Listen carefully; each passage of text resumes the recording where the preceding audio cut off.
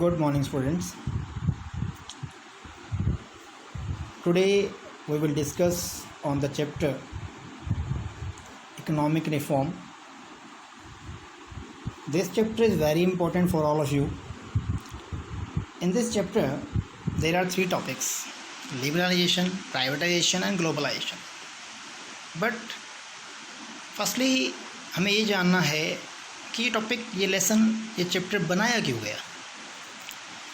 ये chapter basically हमारी knowledge increase करने के लिए है। 30 ईयर बैक की स्टोरी है, 1991 की स्टोरी है। 1991 से पहले बेसिकली हमारी कंट्री में प्राइवेटाइजेशन नहीं था, मीन्स प्राइवेट कंपनीज़ को राइट्स नहीं थे। वो राइट्स 1991 में दिए गए। मीन्स आप आज जो प्रोडक्ट परचेज़ करते हैं, सैमसंग, LG, ये जितने प्रोडक्ट आप परचेज़ करते हैं आज के टाइम में, ये प्रोडक्ट पहले टाइम में इजीली अवेलेबल नहीं थे मार्केट के अंदर। अब आप सोचेंगे ऐसा क्यों, आज ये मार्केट में अवेलेबल हैं तो उस टाइम क्यों नहीं थे, 30 ईयर बैक ही क्यों नहीं थे, और आज यदि अवेलेबल हैं तो ये फिर अवेलेबल हुए क्यों। तो चलिए, आपको इसका रीज़न जानना है तो वो आपको समझना पड़ेगा। ये चैप्टर इकोनॉमिक रिफॉर्म्स।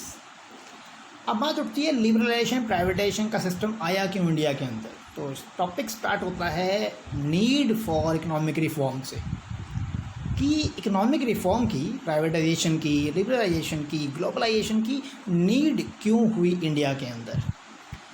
उससे कुछ रीज़न थे। वो रीज़न क्या थे, कुछ रीज़न हम यहाँ पर आपको एक्सप्लेन कर रहे हैं, आप चेक करेंगे। वो नीड के अंदर बेसिकली ये कुछ पॉइंट्स हैं जो उस नीड में हम पढ़ते हैं। बेसिकली ये पॉइंट्स आपको पहले सेंड कर दिए गए हैं। आपको याद होगा इस चैप्टर की स्टार्टिंग जो आपको सेंड की गई है वो इन्हीं पॉइंट्स से है। उन पॉइंट्स में मैंने पढ़ा हो यदि तो ये कुछ डिस्कस करने के लिए पॉइंट मैं आपको रिपीट कर देता हूँ। पॉइंट दिए हैं, India was highly indebted country. It was paying 30,000 crore interest charge per year. हम बात कर रहे हैं नीड कि आपकी इंडिया में ये कंपनियां क्यों आई, उस टाइम की कंडीशंस क्या थी, हालात क्या थे कि इन कंपनियों को हमारे प्राइम मिनिस्टर ने, फाइनेंस मिनिस्टर ने आने दिया। तो फर्स्ट बेसिक रीज़न लिखे हैं कि इंडिया पे बहुत बड़ा डेट था, एक कर्ज था, लोन था बहुत बड़ा, और लिखा है 30,000 करोड़ इंटरेस्ट था पर ईयर। उस पर नोट कीजिएगा, यदि आप पे इतना लोन हो जिसका इंटरेस्ट बन रहा है 30,000 करोड़, तो सोचिए लोन कितना होगा। और एक बात और कहना चाहूँगा मैं आपको, मैंने ब्रैकेट में लिखा है NPV, इसका मतलब होता है नेट प्रेजेंट वैल्यू। अब मैं ऐसा क्यों कहना चाहता हूँ, नोट कीजिएगा, 30,000 करोड़ जो वर्ड लिखा है आपको, आप सोचिए आज के रुपी वैल्यू में और 1990 की रुपी वैल्यू में कितना डिफरेंस है। 1990 की रुपीज़ वैल्यू, जहाँ उस टाइम आपके पास मान लो 100 रुपये होते और आज आपके पास 30 ईयर के बाद आपके पास 100 रुपये हैं। सोचिए आज 100 रुपये से आप कितने परचेजिंग पावर रखते हैं, और 30 ईयर बैक में आप 100 रुपये से कितने आइटम परचेज़ कर सकते थे।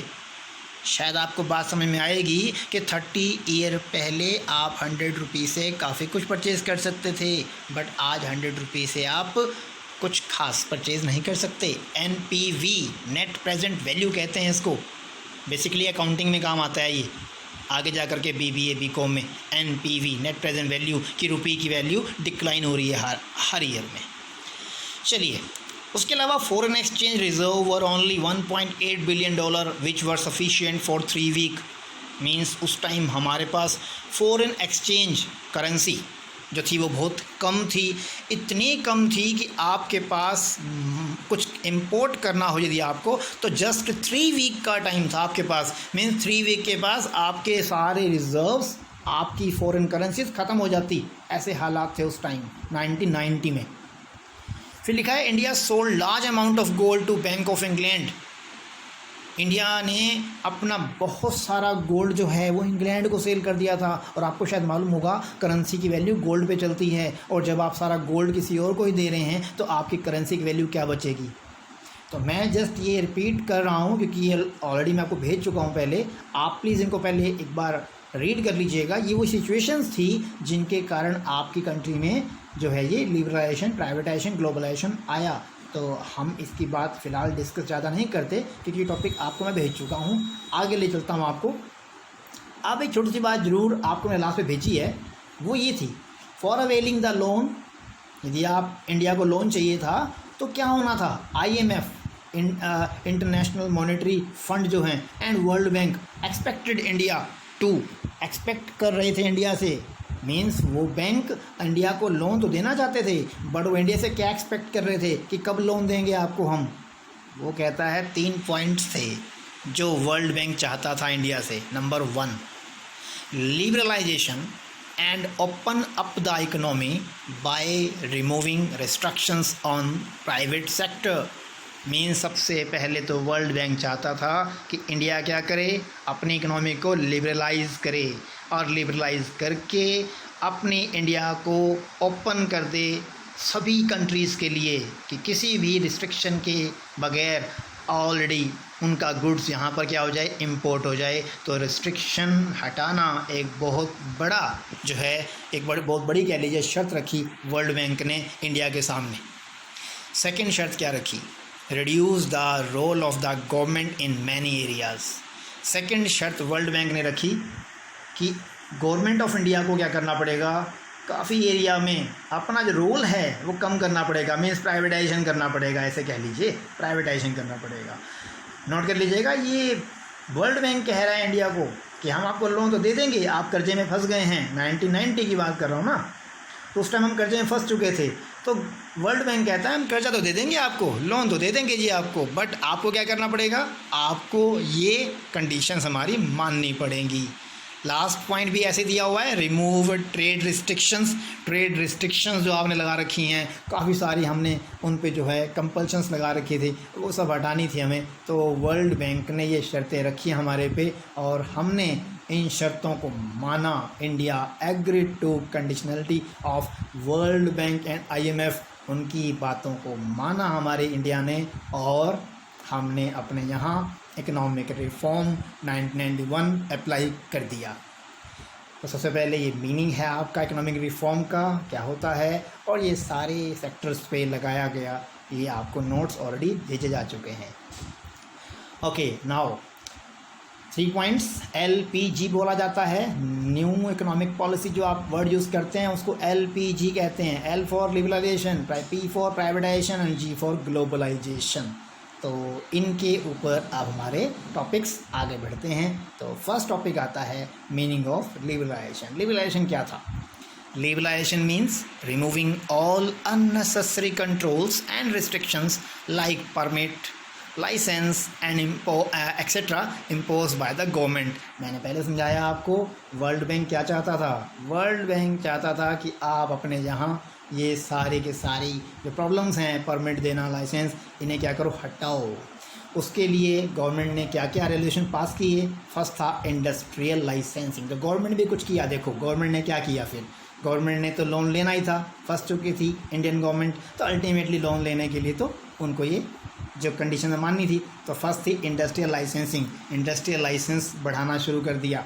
Private sector was not allowed in many industries. Private sector को पहले जो अलाउ नहीं किया जा रहा था वो कंट्री को अलाउ करने के लिए बोला गया।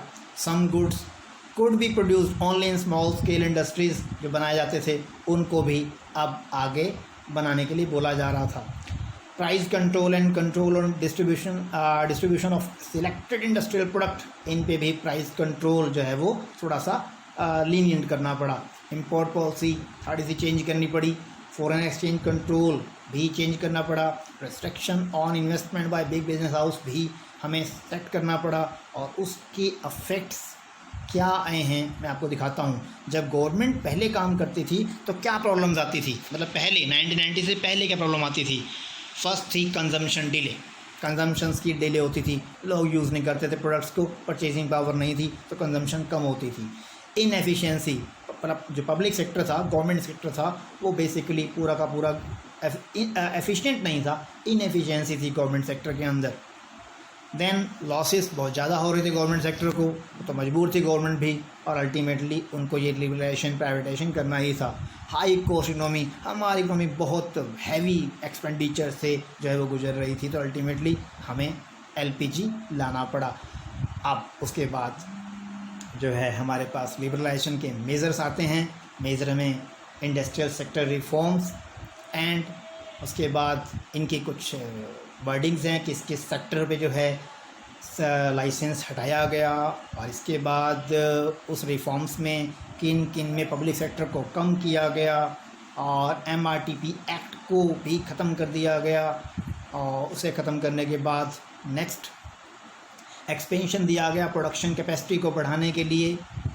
और इस रिफॉर्म में इंपोर्ट कैपिटल गुड्स के इंपोर्ट में भी जो है क्या किया गया, हमने थोड़ा सा अपने आप को लीनियंट किया कि हमारे यहाँ कैपिटल गुड्स आ सकते हैं, फ्रीडम दिया हमने। तो यहाँ तक आपको टॉपिक भेजा गया था, प्लीज़ इसको रिवाइज कर लीजिएगा। यहाँ मैं इसको बंद करता हूँ। लिबरलाइजेशन आप एक बार चेक कर लेंगे। नेक्स्ट टॉपिक आएगा नेक्स्ट लेक्चर में, privatisation and globalisation. Thanks to all.